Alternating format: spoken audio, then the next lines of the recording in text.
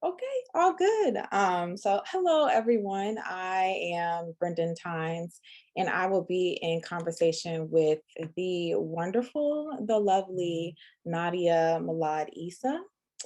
Nadia is a first year Master of Theological Studies student at Harvard Divinity School, focusing on African and African American religious studies. Specifically, they are interested in continuing their work on spiritual reparations in Regla de Ocha-Ifá and other Black Caribbean diasporic traditions. Nadia spent over 3 years in Cuba and Mexico pursuing fieldwork and dance study for their research, that is in autoethnography, expanding reparation politics and making their case for spiritual reparations. Nadia is also a company dancer with John Apollon Expressions, a Haitian contemporary dance company. Nadia is excitedly looking forward to working with the Pluralism Project, which is where I copy and pasted this bio, obviously, which is at Harvard, to contribute to contribute their research experiences in Afro-Caribbean spiritual religious traditions in advancing the Pluralism Project's research and learning research methods for studying spiritual religious experience in the United States. So today we are talking about sacred pleasure practices, exploring transcendental kin relationships with the Orishas, which is one of Nadia's projects that they're working on. So Nadia, before we dive in, I thought that maybe it might be helpful for us to define some of the terms that people might encounter when thinking about Regla de Ocha-Ifá and the Orishas. So maybe we should start there. I'll drop a link to your essay in the chat for folks if they want to see a more detailed breakdown, because you definitely do a very good and detailed breakdown there. But I thought maybe we could just talk a little bit about that first before we really dive into the kin practices and other things. Thank you so much, Brendane. And first and foremost, hola todos, todes, todex, todos for being here. I'm so honored to be here. Here we are crafting community, and it's an honor to contribute really what's my life's work. And it's amazing to join phenomenal scholars and artist activists who are speaking and doing the work here at the Cultivating Joy and Collective Restoration Conference. So thank you so much to Onisha, to Sharon, to everyone who made this possible, all the dreaming that went into this. This is powerful space. I want to thank my mentors, my ancestors, my descendants, the Orishas, for leading me in this work. All my work, I consider it a collaboration. It's not just me, really. I'm moving and writing through spirit and through community. So this is our work, really. In terms of thinking about the Orisha practice, in particular, Regla de Ocha-Ifá or Lukumí, a lot of people would know it as Santeria or Santeria. I personally don't use the term Santeria as a practitioner and as a scholar, because what it does is that it really de-emphasizes the African legacy, and it really centers it in a Catholic, European colonized history, right? And continuing colonial projects. So I really like to say, Ocha for short, I know it's long, or Lukumí. And this is a thing, when you want to get to know Regla de Ocha-Ifá, in particular the Cuban manifestation, you're going between Spanish and then you're going between Lukumí and Yoruba. So Spanish is a Spanish language. Yoruba is the Yoruba language that's coming from Nigeria, right? And present day Benin. But then also there's Lukumí, which is a mixture of Spanish and Yoruba. So there's a lot there. And, the Orisha practice that came from Nigeria, it really, through the Ma'afa, it's manifested in Cuba and as Regla de Ocha-Ifá, in Brazil as Candomblé, in Trinidad and Tobago as Trinidad Orisha, Chango Baptist, depends who you talk to, in Venezuela too. But Regla de Ocha-Ifá is very Cuban in its culture, right? So still Orishas, it's still Yoruba, but it's still the politics of space, the language, some of the rituals have manifested differently. And so Regla de Ocha-Ifá is actually a coming together of three practices in Cuba. You're thinking about Yoruba, Catholicism, and spiritism or espiritismo in Spanish. And so actually before being initiated in the major initiation, one must be baptized in the Catholic Church. And so when we think about Regla de Ocha-Ifá or Lukumí in Cuba, it's a very initiation-based tradition, meaning you have to go through a series of initiations. One starts as what's called an aleyo. An aleyo in Yoruba, it translates to the outsider or the one in the door looking in. So this is someone who maybe is around the space, but has not received any Orishas, any ilekes, nothing formally, right? But that doesn't mean you don't have a connection to Orisha, right? You don't need beads, you don't need initiation to be in a relationship with the Orishas. But it is initiation based. And so you go through these series until you get to the major initiation into priesthood, which is called Cariocha Leriocha, right? And I'm a full initiated priestess. And so what that means is that once you already know in the first initiation who your guardian Orisha is, who you are a child of, right? Am I a child of Obatara? Am I a child of the Orisha Chango? Am I the child of Orisha Inle, right? All these Orishas we don't really hear in popular culture. Once you find that out, you enter this commitment in that major initiation that you become a priestess of the Orisha. And so it's a very nature-based tradition. When I say the Orishas, these are the deities of the tradition, right? So we have a supreme god, which is Olodumare.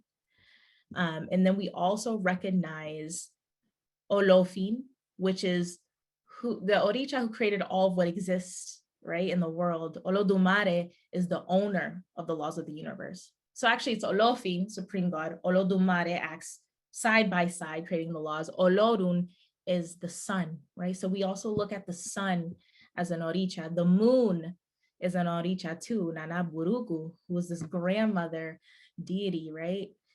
And so Egun is also who we must venerate before. So Egun are familial ancestors. They're also ancestors that you inherit through initiation, and we'll get to that in a bit. Your Egun could also be freedom fighters, right? It could also be those who were killed in a result of genocide, right? Of police brutality. So Egun could be Harriet Tubman, right? It really just depends your relationship to those who come before us. But the Orishas, they themselves reside in different parts of nature. So Yemaya is the Orisha of the ocean, right? And she's the universal mother, right? She's this Orisha that knows what it means to birth time and time again, right? Sacrifice. She's a very hardworking deity who really struggles, right? And so we know that as the ocean, and then the volcano is Orisha Agayu, right? The rivers, the sweet waters is Oshun. Not only do these Orishas reside in these places, they inhabit these places, but they are, right? So it's makes us tend to how active they are, right? They're not just simply there and you can find them there. No, they are those elements. And so I'll talk about it later, but the practices of being in nature, that different relationality. And so you have the Orishas, you have Egun, right? We look at the sun and the moon as Orishas too, Nanaburuko, Olorun. And so everyone has their own Orisha, right? They kind of claim people's heads. When we talk about the Ori is here, it's the top center of your head. It also means consciousness. It also means destiny, right? And so the Orisha claims your Ori. So a lot of people want to claim Orishas, like, I feel called to Obatala, and I feel, which Ache, right? Like, yes, they could come up in your dreams, they could come up in other signs. You know, you see a hawk. No one really sees a hawk. You're like, oh, Chosi, okay, which is Ache, but they claim you. So when it's time to go for that first initiation, it's very nerve-wracking because you're already like, okay, I already have this relationship with Chango, and then it turns out to be someone else. It really is that they choose you, right? And it is believed in the Yoruba cosmology that everyone has an Orisha that actually defends them. That kind of is always there with them. So no matter the practice that one engages in, an Orisha is there, right? Because that's how Orisha works. And so we could get more into Regla de Ocha-Ifá. Yeah. Yeah. I just think, thank you for that. I know we talked on Wednesday and I was like, I know a little bit about a little something, but I don't really know everything about everything. And with one of my touch points for you was thinking about, like, in the research that I've done about Orisha, right, how a lot of people, their reference is Oshun and it's through Beyonce. And so Right. for those of you who've seen Beyonce's performance on one of those award shows where she came out resplendent in gold and yellow, calling upon Oshun. So that is one of the Orisha. There are many Orisha, and there are hierarchies, there are relationships, there are levels, but they also choose to have a relationship with us, like as you're saying, as you choose to know them. And so, yeah, so I think that's one of those ways we can kind of dive in and think about what it really means to have this kind of transcendent or transcendental, right, definition of kinship. As you talk about, the Orisha they choose us, right? They choose to defend or to be a guardian of and also be with us. And so how does that allow you and other practitioners of Ocha to kind of think about kinship differently? Right. I think there's power in chosen family. I think, we get to choose our family, and sometimes we don't get to.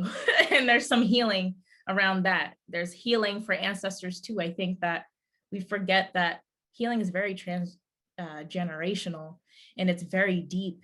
And so sometimes an an ancestor will come up in a reading and they need light. They're suffering. They haven't healed well. They haven't transitioned well. Transition, I mean that as passed away, although in Yoruba cosmology, we don't believe in death and then that's it.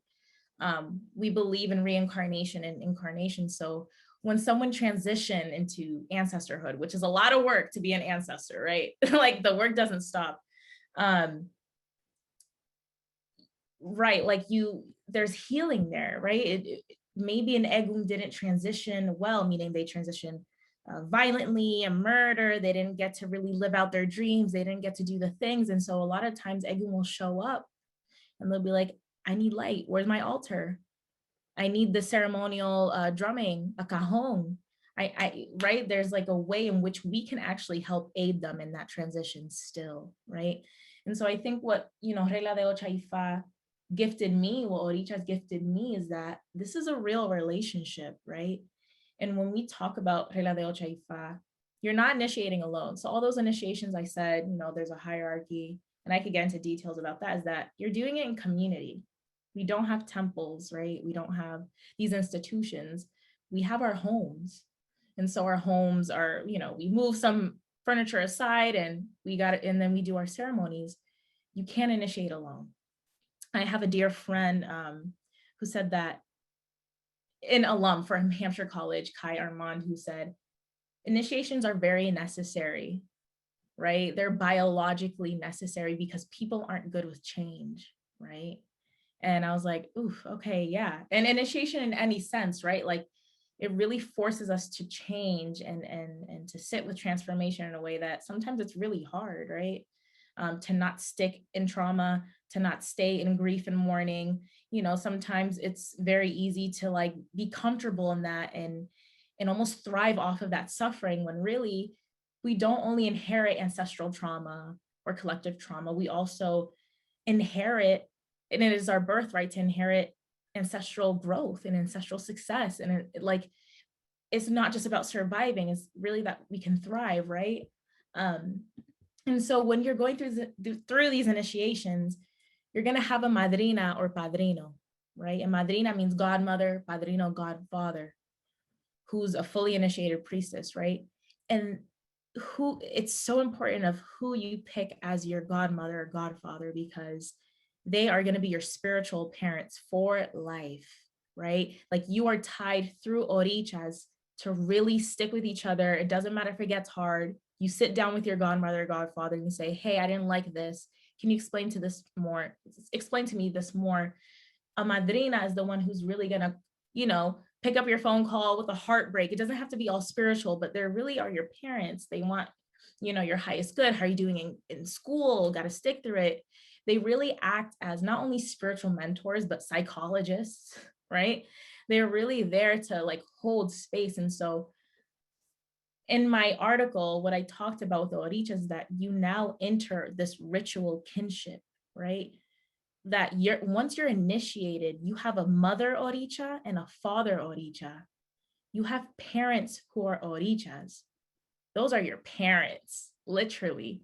And so now, not only do you have biological, which is always revered and always the first one to think about, you also have your madrina, right? Your spiritual mother who spiritually births you. When we talk about initiation, it is rebirthing. And then you have your Orishas who are your mother and your father, be it Chango no Shun, be it Yemaya and Yemaya no Gun. You have these Orishas who are now your parents. And the thing is that a lot of times they show up in people's characters, right? And they show up in people's features.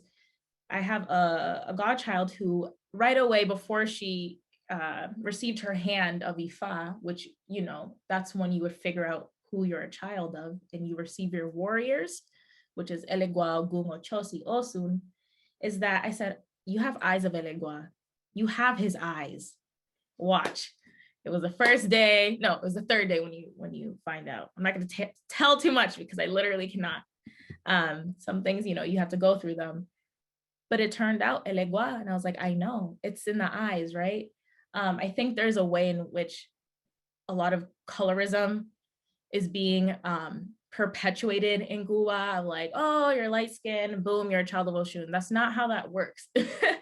But when you're talking about the eyes, or oh, your laughter so owatala, that's deep, right? Then it feels like blood kinship of when you can actually look like the Orishas, you really are their child, When you initiate into priesthood, you become a Yawo.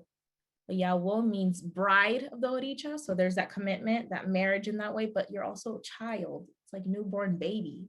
You're dressed in all white for a year and 7 days. It's a time to purify, right? You're into priesthood.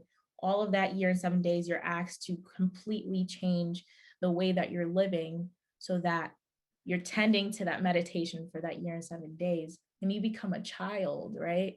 And I think that's powerful because, again, to choose your family, right? And to choose it through a very sacred way is very, very special because of that spiritual birthing. And you're spiritually bonded and it's consecrated, right? And I think that it's powerful to think about that because of the ways how sometimes families won't show up in all the ways that we need to, right? And it's okay to have that multitude. Yeah, I was going to say just so many things that you've said just in that, and a couple of things that I think I want to draw out there is for us to think about as we're thinking about pleasure, right? Pleasure, yes, pleasure can happen in the self, right? Pleasure can be of the self and in the self, but it can also be a practice that's happened in community, right? It's something that we can practice in community. And thinking about, for me, right, as a young girl, in relationships with family, right? Family that you don't necessarily get to choose, and thinking about how a lot of those times, those interactions with some of those people would not be pleasurable, right? It would not be an interaction in which I would say, oh, I'd want to repeat that again. And I think one of the beauties about this and just other forms of choosing kin or choosing family is the ability to create and practice pleasure in community. And what you're talking about is like, is this uncoupling of this Western understanding of what it means to be related and how to relate to each other, right? And I think that's very beautiful. Thinking about kinship as a practice, thinking about it as a ritual, as something that you come back to with continuously over and over again, I think is really powerful to think about. And then also this idea of colorism that you brought in kind of towards the end, and thinking about how that affects the way that we relate to each other as a community. And going back to the Beyonce thing. And for those of you who are, with us in this conversation, I'm not a Beyonce fan per se, but I do celebrate what she's done for the music community. And if you know me, I've come a long way in that. But one of the things that I've noticed though, once she became public about being chosen by Oshun, was this kind of more public or like drift, right? Where people were like, oh, I'm beautiful according to these kind of Western beauty standards, right? So that must mean that I'm accepted by this Yoruba god or goddess or deity in a certain way. And the ways that those things kind of meld together and warp, right? That true understanding or that transcendental understanding of kinship that calls for you as you are and accepts you as you are. So I think it's really powerful to think about and to sit with. And I don't want us to like gloss over that to move forward. One of the things that I thought that was really interesting that you talked about in the beginning, and I think we could come back to, was thinking about your work and how you not only ask us to consider the Orisha. So Oshun is like the sweet water, it's like Yemeya is the ocean, right? As these deities that exist in nature, but also to think of them as nature itself. But then you also ask us to pull together and think about like how our actual physical bodies figures into that relationship with nature and with the divine. I'll say that'll be how I encapsulate it. And so I know that we talked on Wednesday for a long periodically time, right? We talked about this, right? And like how like liberation for the self and liberation for our communities and people that we call kin actually starts with a connection in our body. You are a dancer. And we talked about how dance really figures into that ritual relationship that you have with Orisha. So I just wanted to hear you kind of tell everybody else, because I know a little bit. I got a little sense of it. Why do you consider dance to be so key to unlocking that connection? And then to talk a little bit more about the connection of Orisha in nature, as nature, and in us. Right. And the thing about Oshun, which I'll bring up, is that because of mass media or mainstream mass media, is that Ochun is very portrayed as gold and honey and sexuality and sensuality. Like, yes, but she's the youngest Orisha, right? But she's the most powerful Orisha. She's the most powerful, right? Although she's the youngest. What people don't know about Ochun, and this is why you have to do your research, and this is why when folks are very interested in the practice, in whichever capacity, is that you can't skip steps. You have to read, and you have to study. This is an oral tradition, meaning we don't have written scripture. Everything is held in the body, right? So when an elder passes away, right, there's a whole ceremony to help that transition, but it's also we're mourning the person, the elder, and we're mourning the knowledge, the body archive that goes along, right? That's why it's so important just to sit and study and be in conversation with your community, right? Your ile. Ile means house. So an ile is your religious family. Your ile would be your family that you initiate with and you initiated into, right? So when I'm with my ile, what we're doing is that we're always studying. Let's talk about a chant. What does that translate to? Can you tell me that pataki, that story of Oshun? Ooh, tell me the story of Chango and Ogun when they fought over Oshun. There's all these things you always have to study. Everything is oral. And so there's a responsibility there. Ochun is a deity who knows about what it means to be at rock bottom.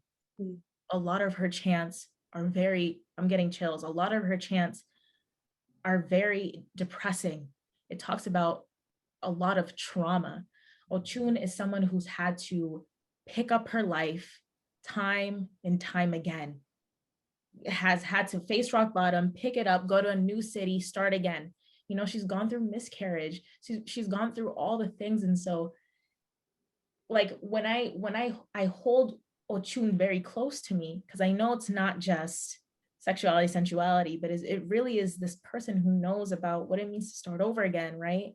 And not resilience, because that word for me makes it seem like we can just that Black and brown folks could just get through everything and we can handle all the pain. Like, no, let's throw resilience away. Let's put that throw it away, because let's throw it away. there's a way in which trauma doesn't allow us to move forward, like systematically. So no, like resilient, like this, you really think about the implications, right? And so Ochun is this person who knows about that. But in terms of the body and dancing, I think that, you know, in my earlier career, I really saw crunchy modern, granola contemporary. I really was like, oh, this is for white folks, like this rolling around, that was like this, what is counter technique? I was like, what is going on? Until one of my mentors checked me and she's like, Nadia, all this is coming from African aesthetics.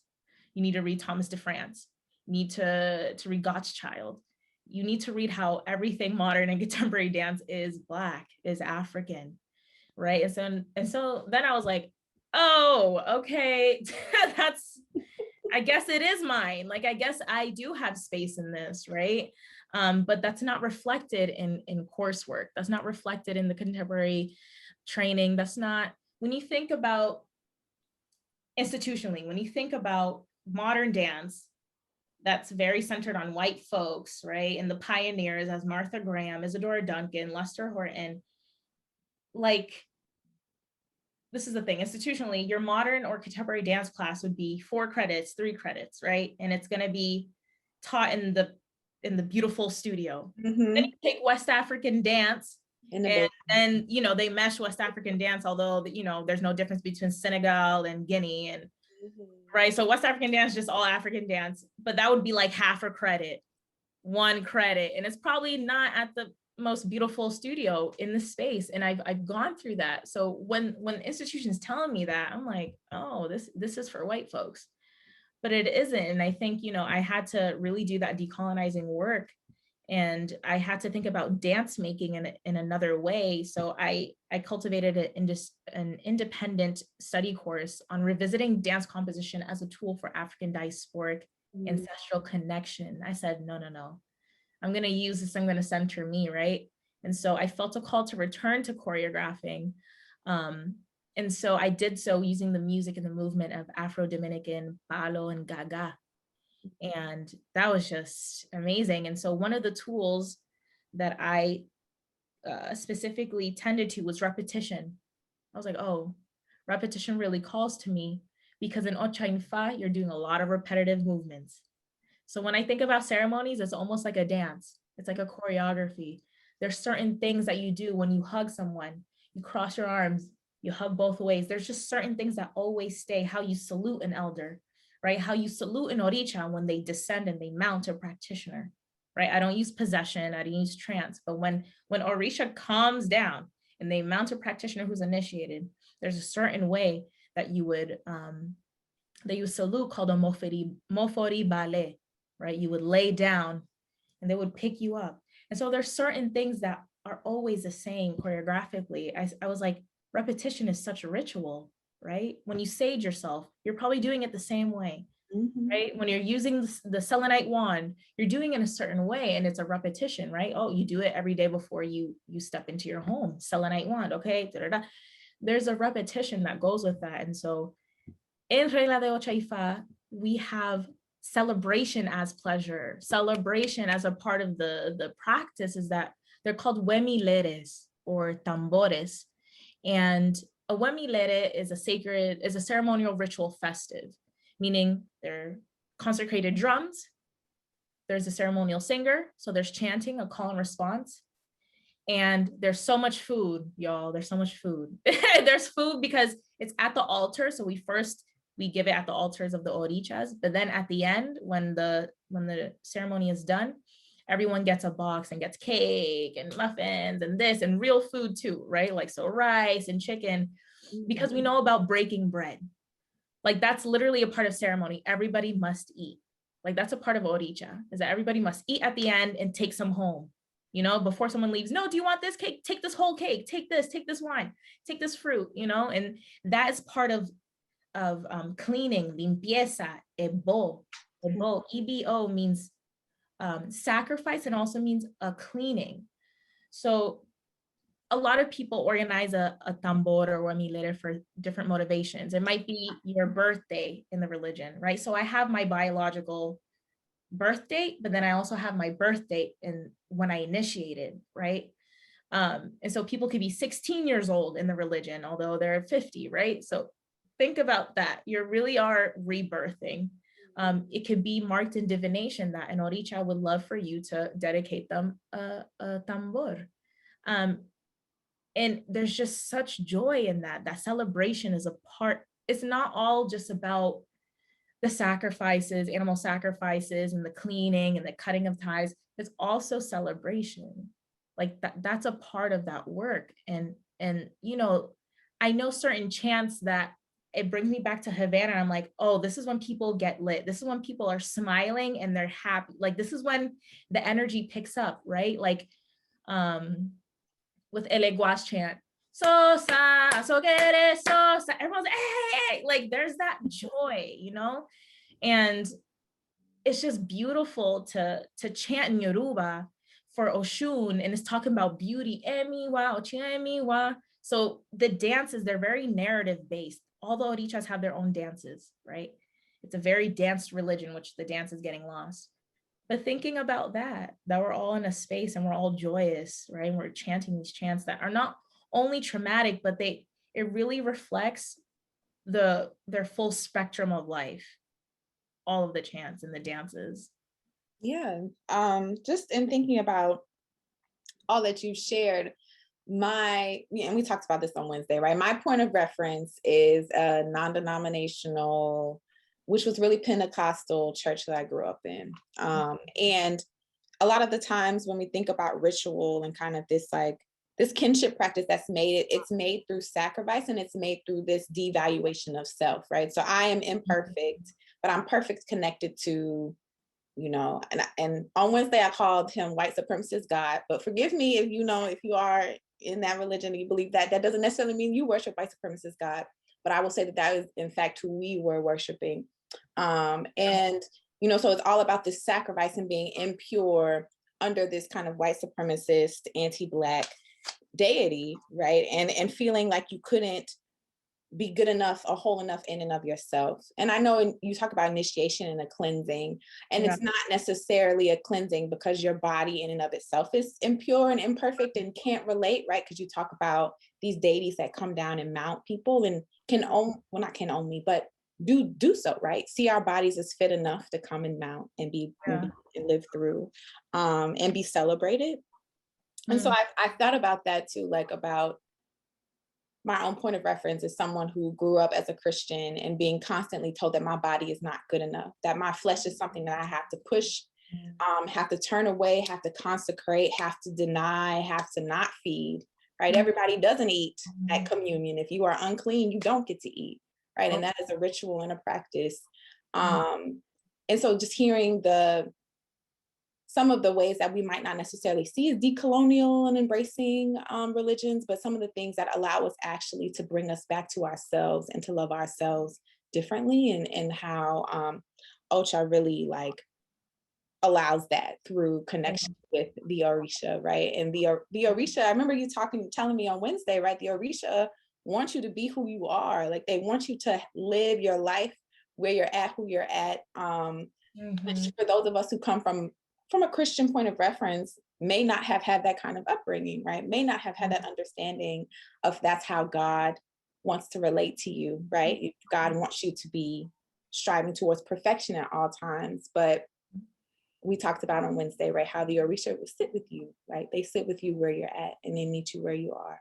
And I think that's a really beautiful way to think about the practice of kinship and family, and even dance, right? Well, maybe all of us who dance might not be the best dancers, right? But it's still a way to participate, right? It's not a matter of like, oh, you know how to bust it on every 3 count, unlike, I might not be able to do because my knees don't do that anymore. But like, it's not about like how well you're able to do a particular thing. It's about the spirit and the practice behind it.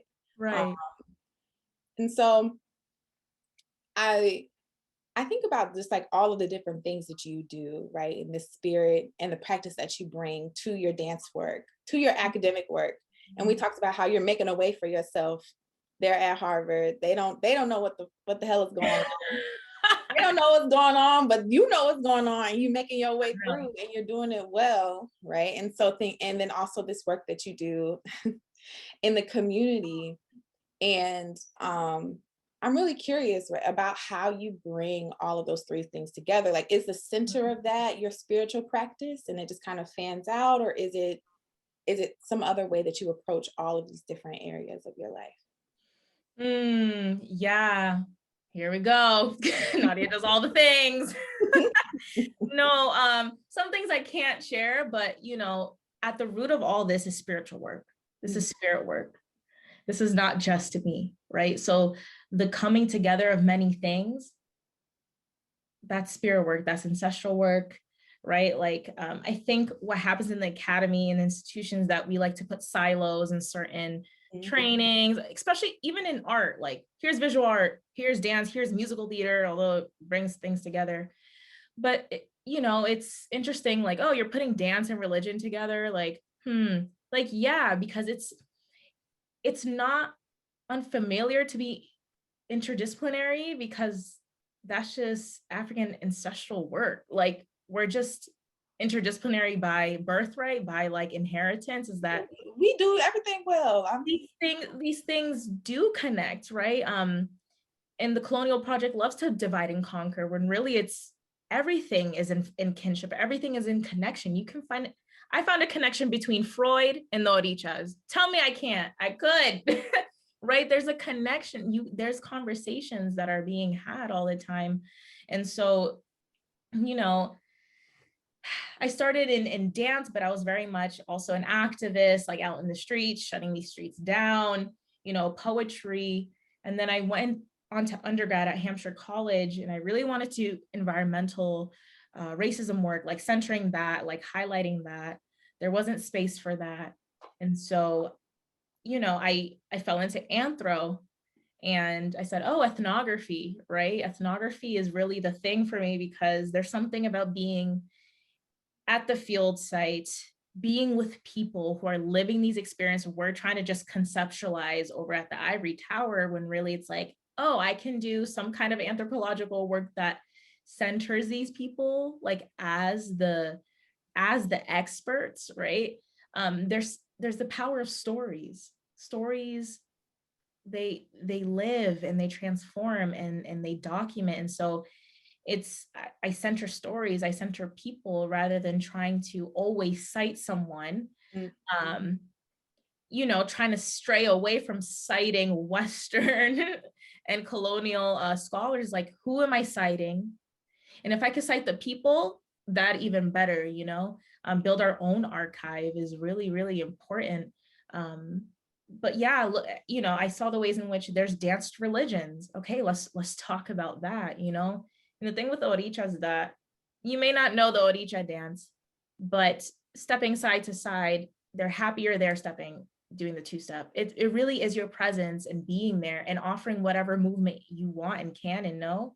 They love that. You don't always have to give them the huge offering of the watermelon, of the 5. It's by your means. If you're struggling and you can give them a flower that you picked on the sidewalk, they're happy with that. It's about this relationship, because it's not always it's not extractive, right?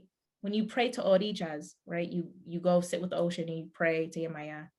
It's not just asking, I need this, I want this, can I call away this, I need to release this. But it's also like, how are you, Yemaya? Let's build, let me get to know you, like it has to be reciprocal, right? For it to sustain. And so my anthropological work, my dance work, it is tethered to the Orishas, it is tethered to Eglu and spirit work. And yeah, I find it as a good mode and method to do this scholar activism that I am able to do, like, how can I move my scholarship just from reading, but to actually move people, reflect folks, change worlds within worlds? How can I do that? And you Yeah, can. how can you do work that the academy wants to do, but can't seem to get to it Yeah. sometimes. And Right. I think that connecting that spiritual practice, right, is part of the way that you're able to push through and mobilize that. And no shade to the academy. I mean, I guess all shade to the academy. I really don't care. Yeah. But yeah, like you're exactly right. Like this whole idea of connecting the spirit and the body and the bodily practices is part of this. If you want to label it decolonial, if you want to label it Black Indian Academy, if you want to label it whatever you want to label it, right? It's a process in how we detangle ourselves from these entities that tell us that our bodies are not good enough, that tell us that we're not good enough, our Right. languages are not good enough, our dances are not good enough, and that we need them in order to be good enough, right? Which is And why when I talk about white supremacist God, right, that's really what I'm talking about. I'm talking about this relationship in which I cannot be anything unless I'm through him, capital H, him. right.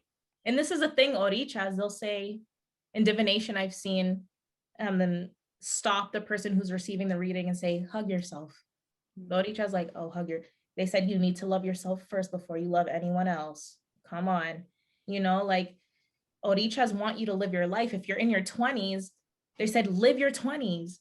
Go get together with friends. Go share a meal. Like these are things that come out of divination. Like this is said in sacred spaces. Like go live out your life, And it's when we think about Orisha practices or anytime, someone makes a switch between faiths, I don't want folks to look at Orisha practice as needing to be obedient. Okay, I received this reading and I need to do.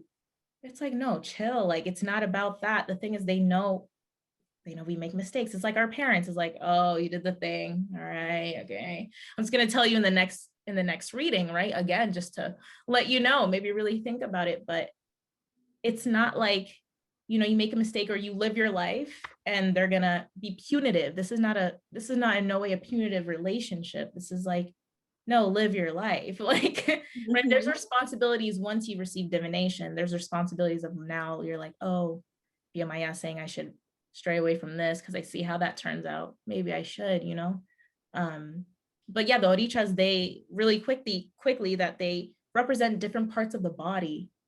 And I think that was mine. It was like, I have this now layered engagement with my body that's tied to the divine. Chango represents the tongue. That's why children of Chango can speak very well. They articulate very well. They convince me, anyone, anytime. That's why they're good business folks. Ochun represents the veins, right? Our blood veins, right? When we talk about streaming rivers, if you really imagine that, that's our veins. Yamayas, the womb, the semiotic fluid, right? The breast. And so when we live in a world where Black and brown people's bodies are being polluted in many ways, when we talk about environmental, like racism, the food deserts, the pollution, when you're thinking about all the harm, all the trauma, compounding trauma, and the ways that folks want to kill off and destroy us, is that here's this practice and here's nature-based deity saying, how could you think that when you are in relationship to the river? Think about your body real quick and know how they align with each Orisha. How do you then look at your body and really like sit with it and listen to it, Orishas will say many times, slow down, pick a day, do nothing, rest. How can we receive joy and pleasure without really transforming the way that we are working with our bodies? How are we doing that before looking at trauma and trauma healing? We have to do that to get there, or sometimes simultaneously. Yes. So I think we have about 5 minutes. So I wanted to ask if there are any questions that folks have. I don't see any in the chat so far. I love that folks are talking and commenting. I love it. I've been reading it. But yeah, so I think what we'll end on, since I don't see any questions, it's just thinking about that, like coming back to that, thinking of pleasure in the body, where we located, how we can commit to making caring for ourselves our own duty. And then I know we've talked a lot about how your spiritual practice allows for you to care for you. But just wanted to end there. Like, how can we think about this in caring for ourselves and embracing that pleasure in our own Mhm. bodies? So, like what I told you Wednesday, and so folks can hear it, because I will say it time and time again, is that as much compassion as you lend for others, turn it back to yourself.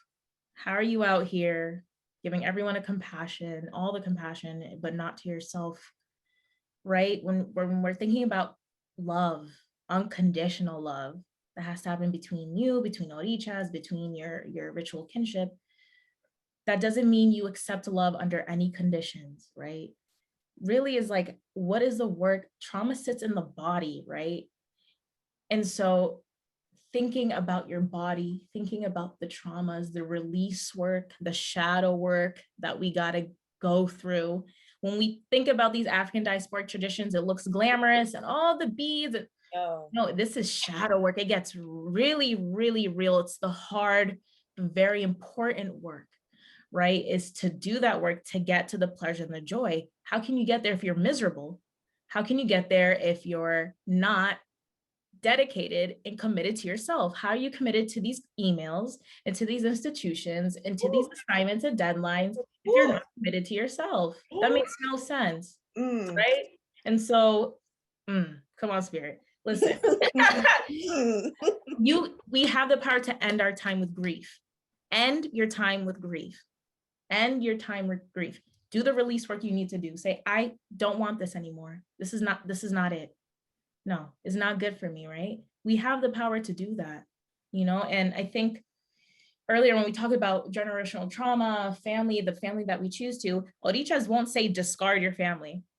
Actually, Oricha will be like, you need to do some healing work with your mom. Because how are you here with 2 altars for your ancestors, but you're rude and disrespectful to your living great grandma?